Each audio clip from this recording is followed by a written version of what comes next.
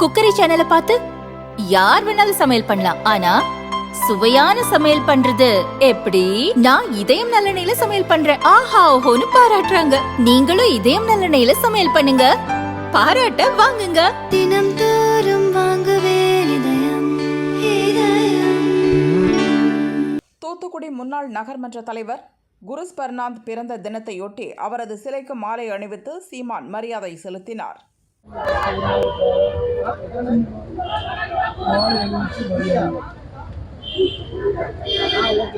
அரசு மருத்துவர்கள் பேரன்பு கொண்டு பண்ணும். ஏன்னா நம்ம அவங்க மேல பெரும் மதிப்பும் பெரும் அன்பும் வச்சிருக்கோம். எப்படின்னா கொரோனா நேரத்துல எல்லாரும் கைவிட்டுட்ட பிறகு அரசு மருத்துவர்களும் செவிலியர்களும் தான் ஒரு எப்படி சொல்றது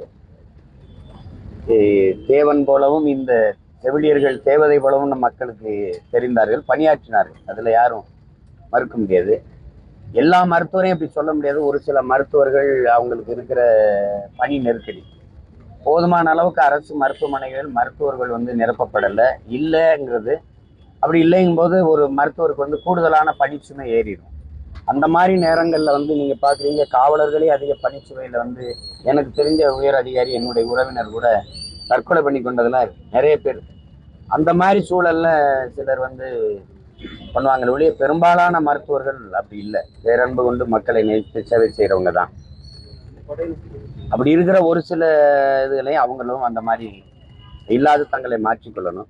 ஆனால் மருத்துவ பெருமக்களுக்கு பாதுகாப்புங்கிறது மிக முதன்மையானது. ஏன்னா இப்போ எப்படி மருத்துவமனைக்கு போறவங்க நோயாளிகளுக்கு மருத்துவமனைக்கு வராங்களா, இவங்க மருத்துவமனைக்கு போறாங்களான்னு தெரியாத அளவுக்கு வந்துடக்கூடாது. அது இரண்டுமே அரசின் பொறுப்பு. அதிக பணிச்சுமை வராத அளவுக்கு மருத்துவர்களின் அந்த காலி இடங்களை இட்டு நிரப்பணும், கூடுதலாக மருத்துவர்களை நியமிக்கணும். அரசு மருத்துவமனைகளில் ஒரு துணை காவல் நிலையம் போல அமைத்து அங்கு காவலர்களை வைப்பது என்பது அது சரியானது. உள்ள போற வர அவங்கள கொஞ்சம் சோதிச்சு அனுப்புறது நல்லது.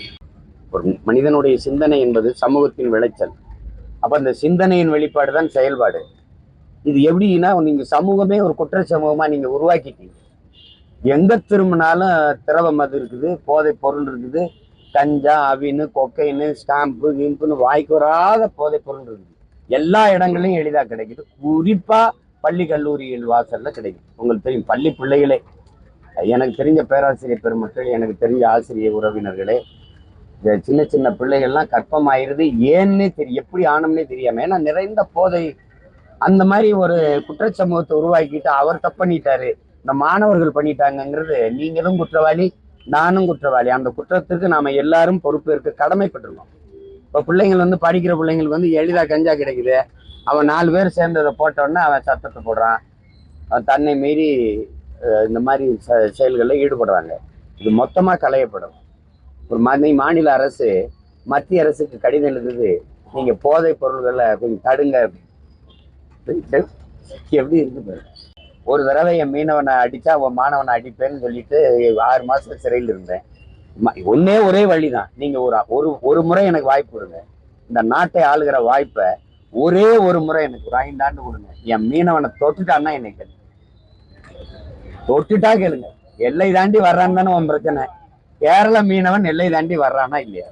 நீங்க சொல்லுங்க. கேரள மீனவர்கள் எல்லை தாண்டி போறாங்களா இல்லையா? போறாங்க. ஏன் அந்த மீனவர்கள் சிறைபிடிக்கப்படுவதில்லை, படகு பறிக்கப்படுவதில்லை, வலை கிழிக்கப்படுவதில்லை, சுட்டுக் கொல்லப்படுவதில்லை? யாராவது சொல்லுங்களேன், ஏன் சொல்லப்படுவதில்லை? அவனுக்கு கேட்க ஆள் இருக்கு, எனக்கு ஆள் இல்லை. இப்ப கேட்க ஒருத்தன் உட்கார்ந்துட்டோம்னு வச்சுக்கிறீங்களேன், நீங்க நான் ஒரு பகிரங்கமா எத்தனை முறை சொல்றேன், நான் உட்கார்ந்த பிறகு நீ தொட்டு பாத்துறா, ஒரு தடவை தொட்டுறா என் மீனவனை நான் பாக்குறேன். அது தொட முடியாது. ஏன்னா அவனுக்கு தெரியும், ஒரு பேசுறதெல்லாம் கைது பண்ணி சிறைப்படுத்துற குற்றம் அப்படின்னு நான் பார்க்கல. அந்த மாதிரி பார்க்கல. அது ஒரு கருத்து, அது வருத்தம் தெரிவிச்ச பிறகு அதை விட்டுடலாம். இது மாதிரி இதை விடலாம் நிறைய பேர் பேசியிருக்கிறாங்க.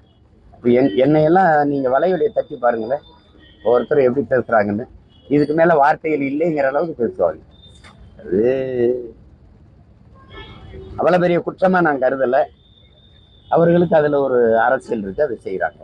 அது ஒரு அரசியல் பழிவாங்கலா தான் நான் பார்க்கிறேன்.